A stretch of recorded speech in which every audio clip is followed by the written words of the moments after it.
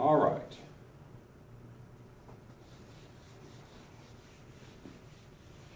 We can do the problem now. You're like, how exciting. 20 minutes later. All right, so let's do it. Just to show you how the sausage is made. I said Ka1 was 4.7 times 10 to the minus third. Ka2 was 1.8 times 10 to the minus 10th. Formal concentration is 0.05. Ka1 is 4.7 times 10 to the minus third. Kw is 1.0 times 10 to the minus 14th. All of that over 4.7 times 10 to the minus third plus 0.05.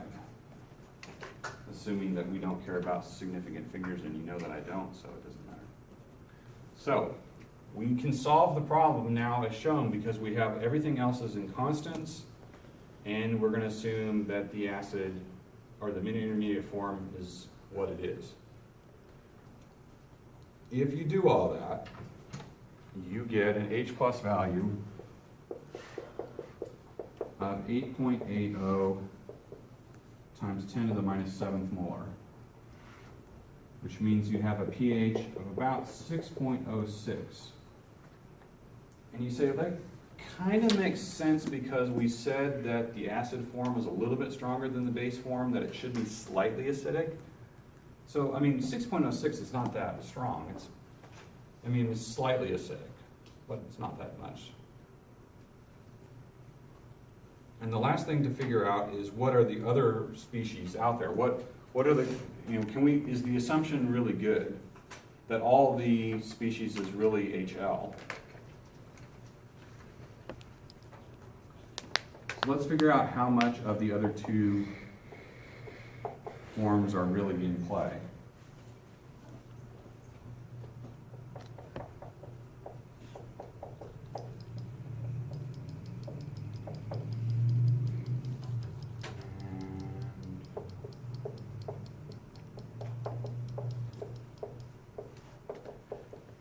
Again, these are just rearrangements of Ka1 and Ka2.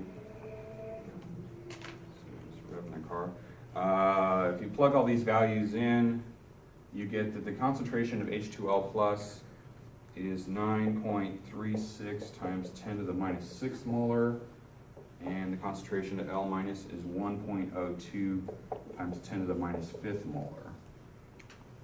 You should have a little bit more of the deprotonated form than the monoprotonated form because the acid reaction was a little bit stronger than the base reaction. But both of these are in micromolar concentrations, whereas the HL is 10 to the minus 2nd. So the assumption is still good in that everything should follow the form.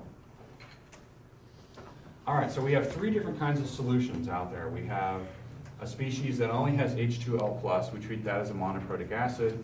We have a species of L minus, we treat that as a monoprotic base. And then if we have the intermediate form, we've got a big equation to work with. So let's summarize what we've got here. Here are the pHs and the concentrations of all the different species in all the different forms. So we can have it as a protonated form, intermediate form, or completely basic form. And as one might expect, you've gone from a acidic pH to a pretty neutral pH to a basic pH. And then here, look at the concentrations of all the different species and how they change as you change the forms. When you have a monoprotonated form, you have most of the species as these first two and not that much of the third. When you have HL, you have it almost all in the intermediate form and very little of either of the other two. And in the completely deprotonated form, you have almost all of it in the L minus form, a little bit in HL, and very little in completely protonated form. So the summary is you can treat the first one as a monoprotic weak acid, the last one you can treat as a monoprotic weak base, and the middle one is where you actually have to work it out.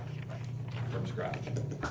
But actually, we'll show you next time that there's a cheat code that I'll show you. So we'll talk about that next time. So have a great weekend, and we will see you guys on Tuesday.